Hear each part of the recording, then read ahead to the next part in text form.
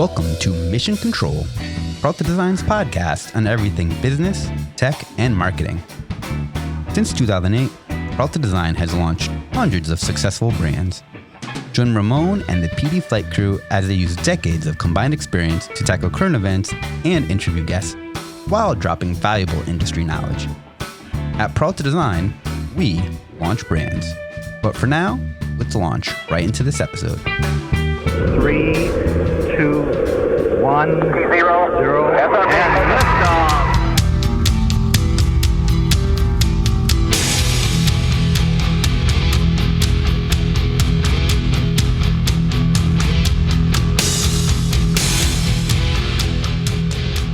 All right, yes, that was a little Metallica there. Enter Sandman.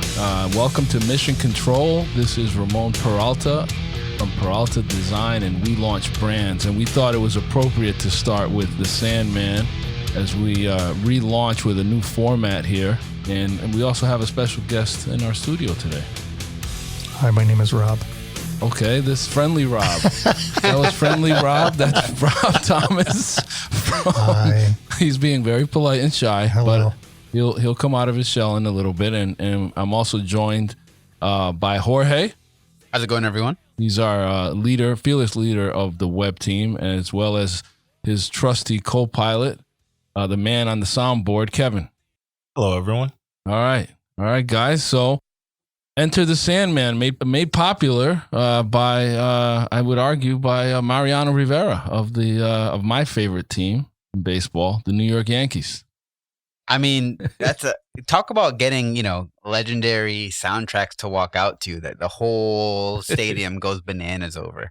It's one of my favorite parts about actually going to the ball game and being able to be there in person. Looking forward to actually catching a game. I'm going to go see the Mets and the Phillies in a couple of weeks. So looking forward to that. Nice. And I won't say anything. First of all, Mariano, the closer. So that's another reason why it's appropriate, because when that song came on, you knew he was about to shut it down. But recently there was a major ass whooping that took place by the Mets on the Yankees. But, we won't talk about that too much. We'll leave that alone. Just saying, we're looking good. We finally got an owner who's making moves. You can see the difference. Oh, man. The So part about going to a live game is the tailgating. the food. Yeah. Kevin's very food motivated, for those out there that are unfamiliar with his gastronomical abilities. You'll probably know now, every picture I see on Instagram, Fernanda's putting the phone in my face when I'm slurping spaghetti. Yeah, I know. We have to watch our content, because it's like, dude, what do you guys do? We eat professionally. That's what we do. So yeah, there's a lot of food going on, a lot of eating. So let's talk a little bit about, before we get into our interview, F1. A little bit of F1, because Sir Hamilton. Sir Lewis Hamilton. Yes. I love to bring F1 up, not just because I love the sport. I'm a diehard. Let's go Red Bull. Looks like Max Verstappen is going to run away with the title this year. But it's just a great story in terms of marketing and kind of what we do. F1 is exploding in the United States right now. It's the fastest growing sport, far and away over any other audience. And a lot of it is due to it being purchased by an American company, Liberty Media. And they realized that there was so much to do with modernizing this platform, with being able to say, hey, we can come out of the gate. They didn't have a social media presence. They got on YouTube. They got on Instagram. They got on every major platform. They got on TikTok. And they said to themselves, hey, we can actually reach out to this new audience. We can get a whole new, a whole new generation inspired by it. Before, there was this thought that F1 is a rich man sport, and they only wanted the rich white guy, and they had kind of narrowed down who they thought their audience was. And it's such a huge success story that, every single race is sold out to capacity. You're talking about a race weekend with almost 500,000 attendees, and it's literally exploded to the point where we went to go meet with a client, 25-year-old female who's in about. That was a shock. F1. I was surprised at how much Brittany from Quarry Walk there knew about F1, and you guys just went on your own little conversation about F1. It's I just left you guys it's alone. just incredible. The fact that they reached out to Netflix, they're like, hey, the whole meat and potatoes of this sport is the drama. Like let's put a magnifying glass on that. And you just get to know every single team and every single driver, the personalities. It is fantastic. And I couldn't be happier for them. Looking forward to going to a race one day. But love also seeing all the different things that they're doing at large. So Sir Lewis Hamilton, 7-time world champion. Kevin would argue should have been 8. Yes. I look, agree. Okay, listen, I won't say that he wasn't robbed, but but also Max had nothing to do with that. So it's that He just benefited from it. I mean, sure, but think about how many Super Bowls, how many World Series are won or lost by missed calls. It happens all the time. Facts. It happens in every single sport. You got to be better than the refs. But I do want to recognize him for being a part owner.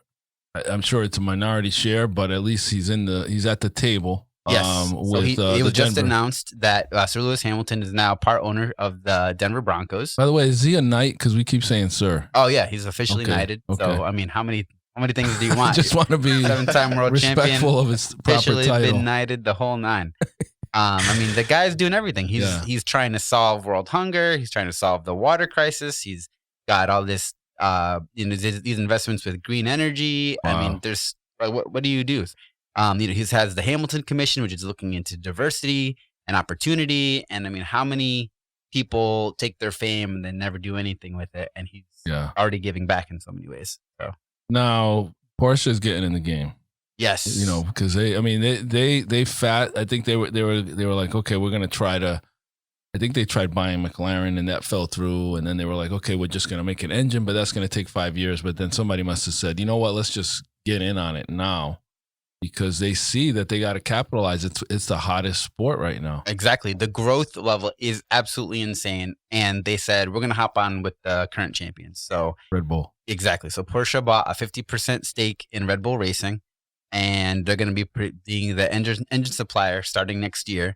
And this is exciting for me because you have these 2 brands. I would say, I don't know, this is a hot take. Let me know if anybody feels otherwise. I feel like Red Bull is the highest branded energy drink, right? If you take Monster and you put Red Bull side by side. Not a different class. Different class. For me, Red Bull is kind of like this upper. It doesn't, all the other ones. Full I feel throttle, like you could have whatever. a business suit on and drink a Red Bull, but Monster is the guy that shows up in like a monster truck or right. I don't know. Exactly. Like the guy with the lift kit and the hoodie and the whole. It's a whole different image. Yeah. Right. And I think the Red branding Bull is different too. Exactly. Like you have like the claws, whatever it is on Monster that rip through the can, right? And then you have I think Red Bull's done a great job of just being like the high end skinny can, right? Not this giant tall can. It's like the this fact that you need in order to carry the product, you have to have their cooler. They're cooler. Yeah. I mean, there's so many things,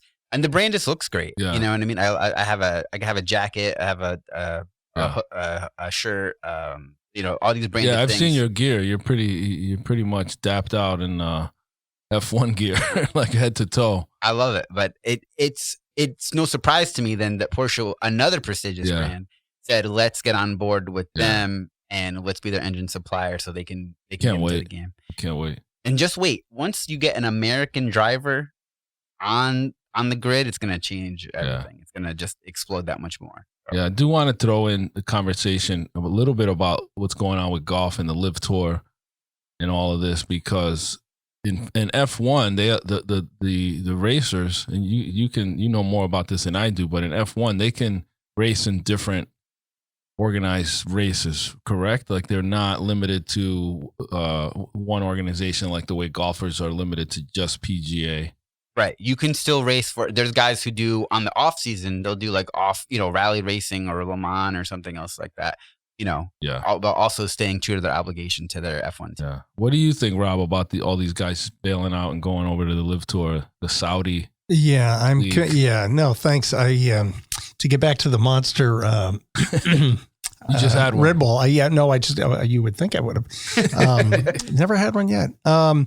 Monster guys always have the tats. They always have That's the true. tattoos. Yeah, you don't see a lot of Red Bull guys with the tats. So I was looking over here. He just got that That's what I was trying to. freshly Yeah, tatted. I'll bet you did. I Well, see. I see the connection. yeah, I'm a complete anti-live guy. I think. I think This is the Tiger Woods $800 million deal that he turned down. Yeah. This is the Saudis kind of supporting and Greg Norman kind of stealing from the PGA and the whole bit.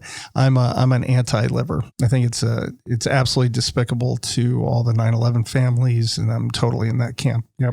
Yeah. That's how a lot of people feel, and you have to respect that. And the thing is that I just saw a letter by a lot of players that bailed, asking can they play, in an upcoming tournament, and the PGA is like, no way. But then you have Tony Finau, who I'm a big fan of. He won back-to-back tournaments because now the field is not as competitive. You're saying it's a lot weaker now. It's definitely a lot weaker. You have a lot of like unknown guys that just probably are like, hey, it's like roll over and the next one comes in. It's like these guys are gone, and so in the land of the blind, the one-eyed man is king. I mean, Tony Finau is a great golfer, but he had like 10 second-place finishes, and now he's won 2 tournaments in a row because a lot of these bigger names. And I think the PGA's ratings are going to go down unless they figure something out. But it's an interesting topic because I'm also about secure the bag. Like somebody like Phil Mickelson, who's on the decline, 51, gets offered $200 million to play. It's generational, like it's life changing. Like it's secure the bag. And that's one camp if you're on the decline. But there are young players that probably don't need the money that are still on the come up. DeChambeau is one of them. That Bubba, guys that are like highly respected are losing a lot of fans over this because they've left. And the reason I segued from F1 is that in F1 they don't own their drivers. Like they let them do other things, and the PGA has been kind of like the only game in town. And they're kind of like, well, if you go play for somebody else, you can't play for us anymore. So we'll see. Do you think that, well, in my mind, competition is what breeds excellence, right? Obviously, just looking at like what you just mentioned about the PGA, the field being not as competitive. Do you think that PGA as a organization needed some competition? I think they're going to have to make some changes, right? What do you think, Rob? Pay the guys more? I think they need to make some changes.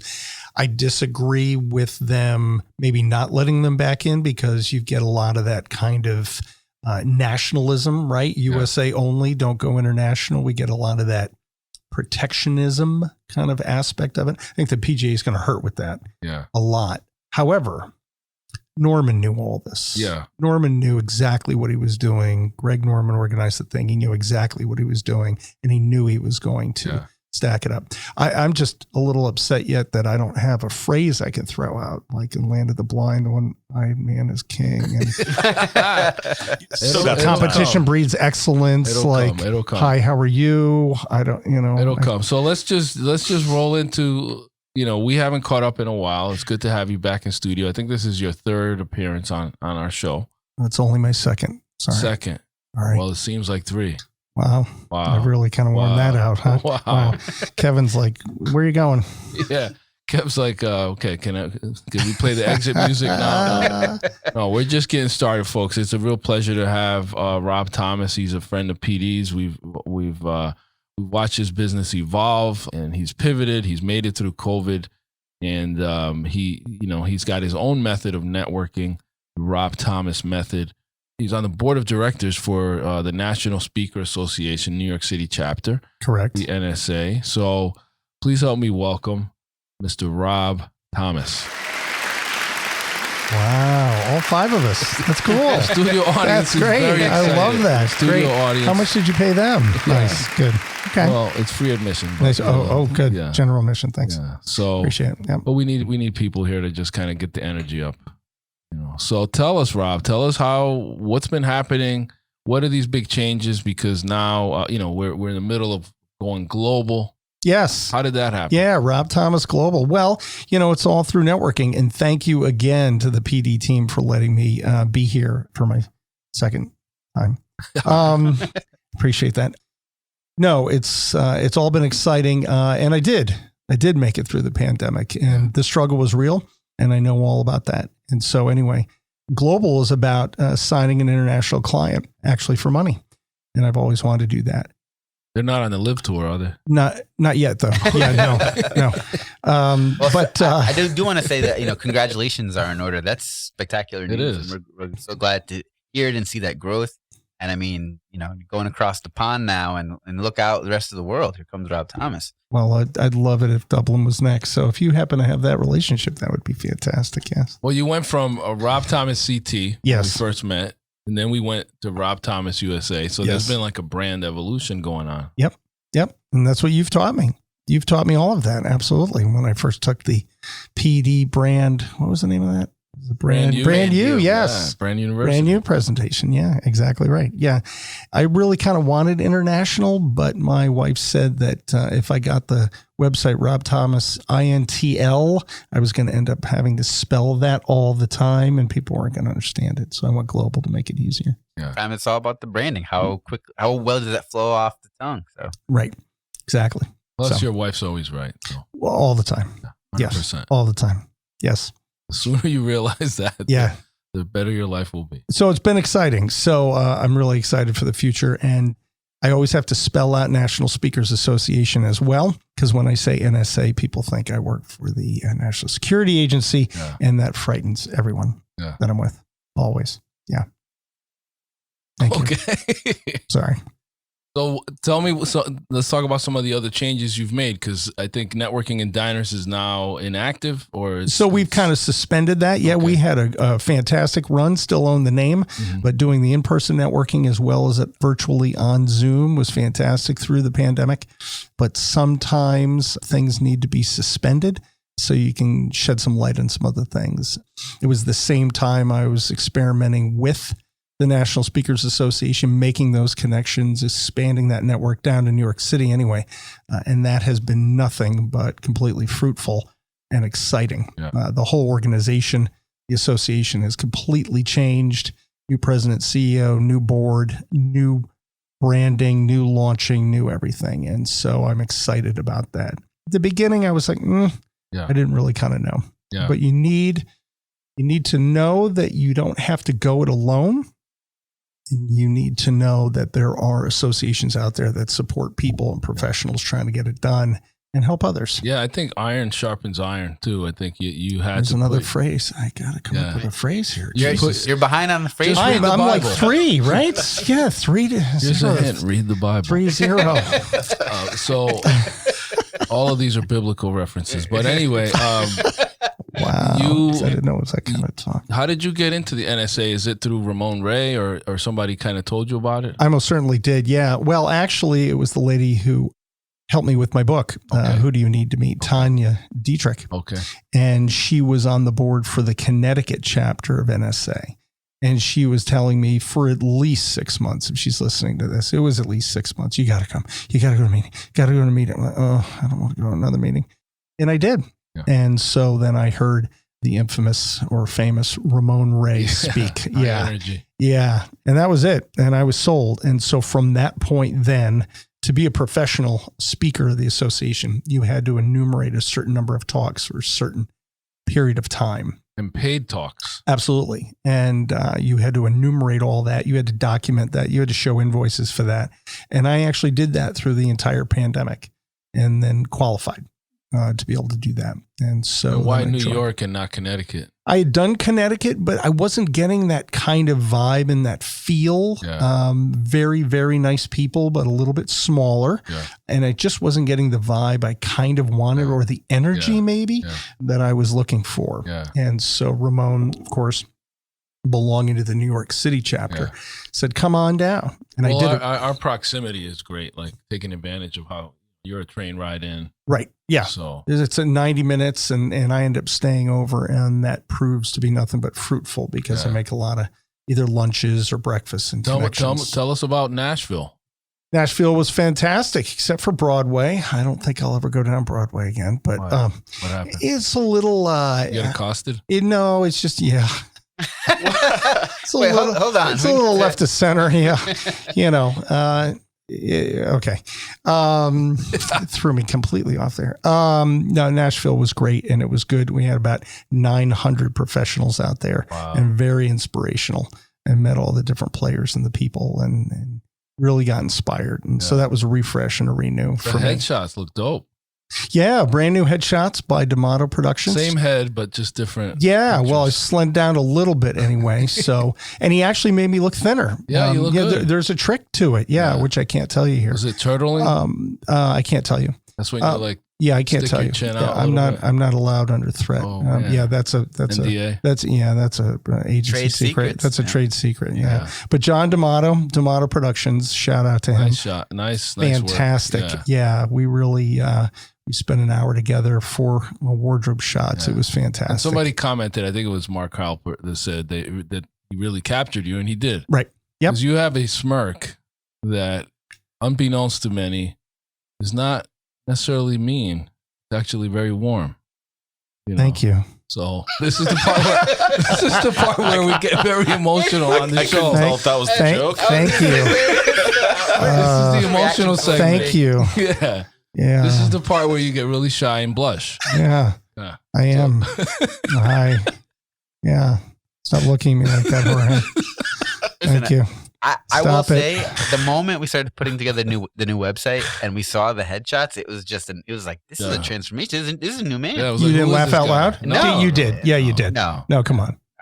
Listen, everything from the lighting to the way like the personality comes through. It's hard to do. Yeah. We have a lot of, we've done a number of team shots, and sometimes it's hard to translate that person's energy through a photograph, and not every photographer is able to do that. So the fact that this gentleman was able to pull that out is a testament, and we love it, and I think it's part of this new reveal. We're excited to be a part of it. Yeah, Well, man. yeah, and thank you. And one of the things I've been trying to learn to do is not be impulsive about it. And John would say it was about time, but I really don't want to be impulsive about decisions and things. So I want to really kind of think them through. And I thought that through. And it really just made sense. He was going to be there. I was one of 6 other speakers they put on the calendar to do the same kind of thing. And it was, kind of the influence is the name of the conference. It was it was our class, right? Yeah. It was our class. What did you learn there? What was one thing you took away from that conference? That I don't have to go it alone, and to always be inspired, and trying my best is always the best. Don't worry about this first, second, and third stuff. Really just do the best you can and rethink. Yeah. Rethink the day as it comes, one day at a time, of course, but it was really about, we are all good enough, and you don't have to be the rock star to save the world kind of jazz. You just, Brandon Farbstein is one of the speakers who was on the stage, and he said, be the you is you.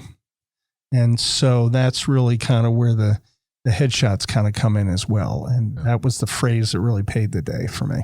Yeah. Now, was there a light bulb moment where you said, I'm going to relaunch this thing when I get back? Because we're in the middle of relaunching you, and maybe you can share a little bit more about what your call to actions are, your service offerings. Like, dive right into this new. So this is all about, something you guys have always taught me. This is always about the refresh and refocus, but when I'm ready. This isn't about you got to do it to do it. This is about doing it when you're ready. And so the gentleman who I'm working with in Canada, it was when he was ready. And so that kind of gave me the impotence to say, I need to do this. That's kind of the light switch or the turnkey to be able to do that. If not now, when? But there's a phrase, right? Is that from the Bible? Kevin, go check that one out. Yeah. If not now, that. He's on the board, ladies and gentlemen. Thank you. 3-1. So it was really about, that really did it. And we spent, usually my sessions are 90 minutes. We spent 2 hours last Friday. We'll do it again tomorrow. And this has just been great and eye-opening. So the executive or the one-to-one coaching, although I cannot really advertise who the individuals are that kind of work with me, because they don't want that. Right. They want to be silent generals and really kind of take charge of themselves. Now, you have a big speaking engagement coming up. Can you share anything about that? Sure. Yeah. No, I do have one. It's going to be at the New England Museum in October. It's going to be for the Boston Wedding Planners Association. It's a combination of them as well as the International Events ILEA of Rhode Island. So it's a combination of associations, and they're all going to be there at the New England Aquarium. And so I'm going up there to be the keynote to talk about networking. And one of the things I've been refocusing my whole talk, how am I going to help them? Because they're wedding planner associations and event organizers. What are they going to be asking me in their minds about how to network? I mean, so I've been thinking of refocusing how I kick that off and start. Super excited, though. Happened all through networking from a talk I did in Rhode Island a couple months ago. And I just talk about what I enjoy. And it's specific, as you know, about the how. So tell us a bit about what your ideal clients are for this relaunch and what's the best way for them to reach you. Yeah. So it's going to be robthomasglobal.com. That's going to be the new site as well as email. So I get that out of the way quick, and all roads will lead to that.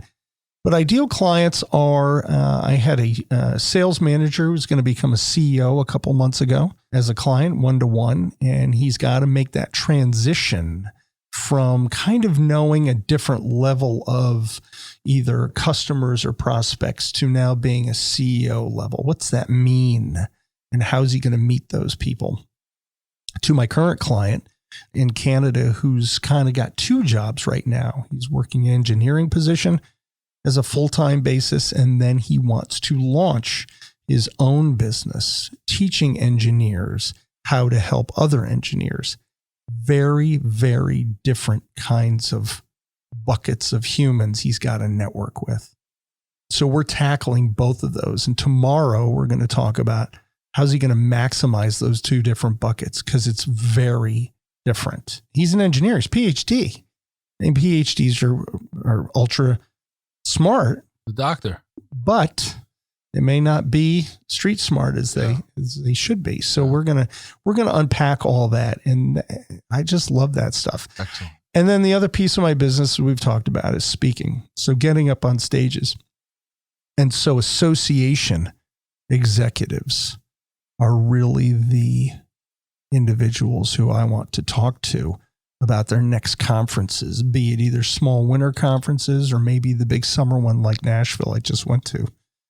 Those executives need to know about what it is that I talk about, because it is a little more niched as we discuss, and I believe different.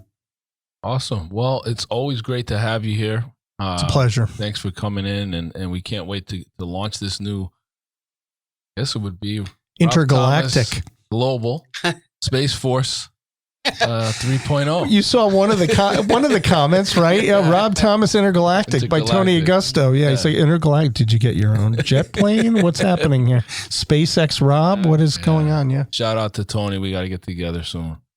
All right. Well, now we're going to go into a new segment that we're adding to the show called Brand New. Many of you are been following our video series, so we're just going to add a quick snippet here for those entrepreneurs or people that are out there thinking of starting their own businesses. And I recently came across a woman who's starting her own business, and she got kind of stuck. And it reminded me of the two types of entrepreneurs that are out there.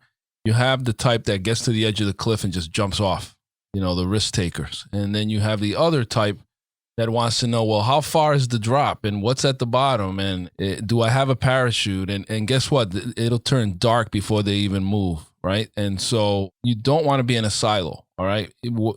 Either category that you might find yourself or identify with, you want to make sure you're in some organizations where you have some fellow colleagues to bounce ideas off of, either that or you join an organization where you have some mentors.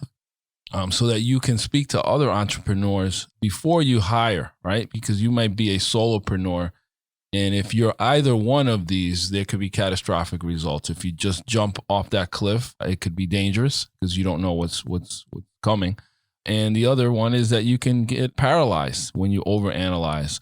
So make sure that you do, kind of be honest enough with yourself to bounce ideas, to get help, to speak to others so that you could do what's best for your business until you get to a point where you can hire. And when you're thinking of hiring, I think it's good to kind of start with the areas of your business where you're probably not the greatest at or hate doing it, so it might be invoicing, it might be sales, it might be social media. That might not be your thing. So that's the area for you to start firing yourself from first as you continue to grow. So I hope that helps. Thank you for joining us on this new and improved Mission Control. Don't forget to subscribe. And we're available on all major podcast outlets. So once again, this is Ramon Peralta with Peralta Design, and we launch brands.